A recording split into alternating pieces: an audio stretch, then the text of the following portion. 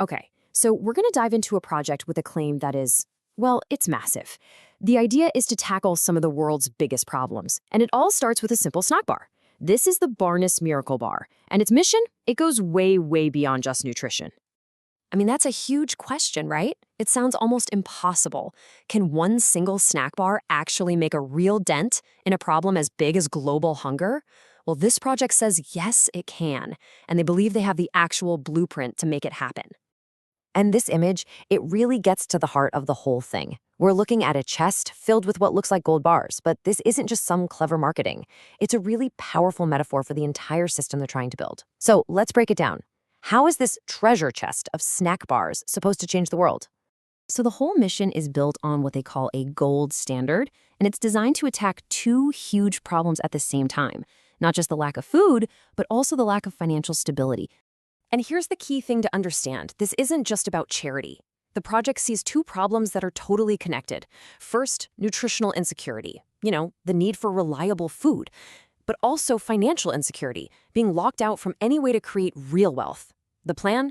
Solve both by building an entirely new economy, one that's actually backed by real-world assets.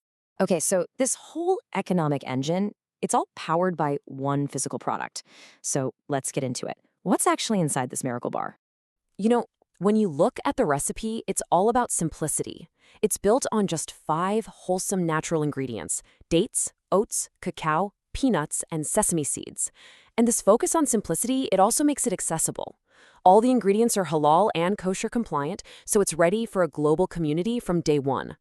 All right, let's look at the specs. Each bar is 110 grams, which is pretty substantial, and it packs 400 calories. Plus, it's got a shelf life of over 4 months, even at room temperature, which is huge for stability and security.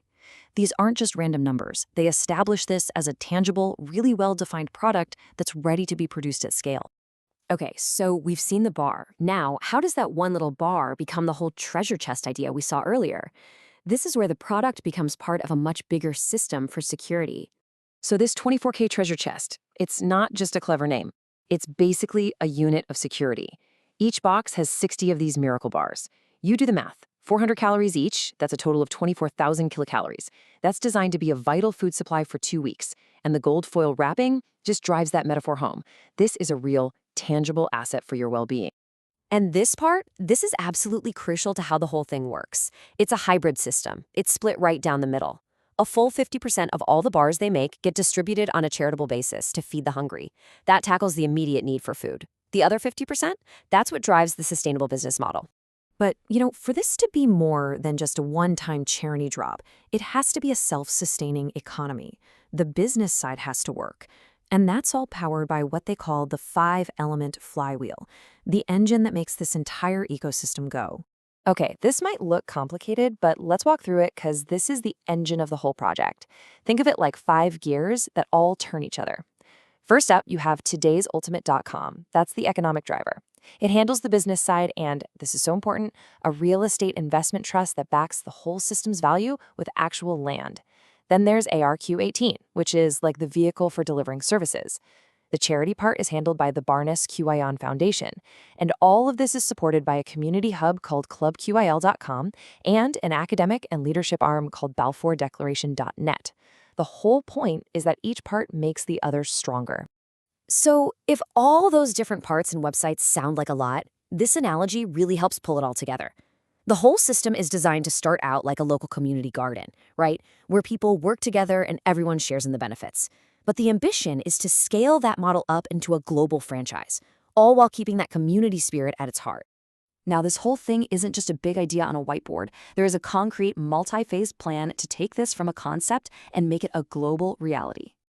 And they've got a pretty strategic rollout plan. Phase 1 kicks off in Canada. That's all about securing the initial funding and getting the very first property for that asset-backing real estate trust.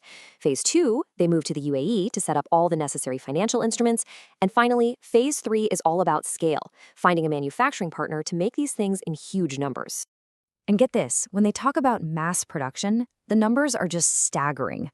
The goal is to find a manufacturing partner who can produce 2 million miracle bars per day. We're talking 60 million bars a month. That's the kind of scale they believe is necessary to even begin to talk about ending hunger. And look, This isn't just some dream number they pulled out of thin air. They're already laying the groundwork. The project has already identified potential large-scale food manufacturers in both Israel and the United Arab Emirates, and they've been chosen specifically because they can handle this kind of high-volume, certified production. So, when you step back and look at all the pieces, the bar, the treasure chest, that flywheel system, the global rollout, you start to see a really unique and integrated approach. It's almost like they're trying to write a whole new recipe for how an economy can work. So let's just boil it down to the key takeaways. This isn't just another company. It's designed to be an alternative economy. Its value is backed by a real asset, land. It's built from the ground up to be community-driven. And it weaves together a charitable mission with a for-profit engine, creating a system that's meant to sustain itself. Which, leaves us with a really fascinating question at the end of all this. You have a project here that links food security, financial independence, community, and a sustainable business model all into one single system. Is this kind of deeply integrated, asset-backed model the future of how we tackle our biggest global challenges? It's definitely a compelling recipe for